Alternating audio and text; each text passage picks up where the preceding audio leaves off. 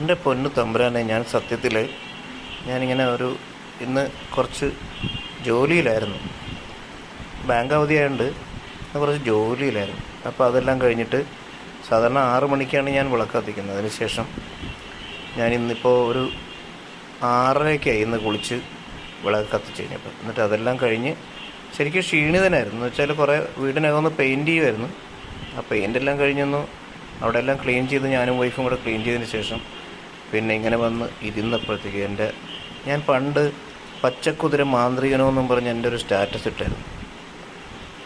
അത് തീർച്ചയായിട്ടും ഒരു മാന്ത്രികം തന്നെയാണ്. കാരണം എൻ്റെ മടിയിലാണിപ്പോൾ ആ പച്ചക്കുതിര വന്നിരിക്കുന്നത്. ഇത് കണ്ടോ,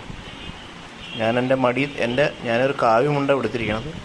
അപ്പോൾ അത് കണ്ട, അപ്പോൾ ആ മടിയിൽ വന്നിരുന്നവൻ എൻ്റെ നേരെ തിരിഞ്ഞിരുന്ന് എന്നോട് എന്തൊക്കെയോ സംസാരിക്കുകയാണ്. കണ്ടോ, നോക്കി, അവൻ്റെ കണ്ണ് ഞാൻ ശരിക്കും സൂം ചെയ്ത് കാണിച്ചു തരാം. ഇത് കണ്ടോ, ഇയാൾ എന്താണ് എന്നോട് പറയുന്നത്?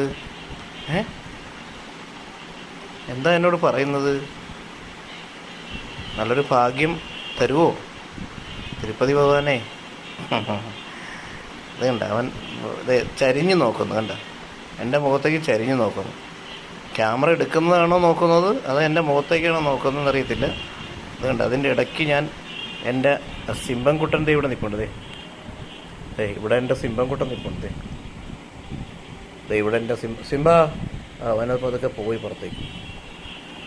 എൻ്റെ വീണ്ടും അവൻ ഒരുപാട് നേരമായിട്ടിരിക്കുക.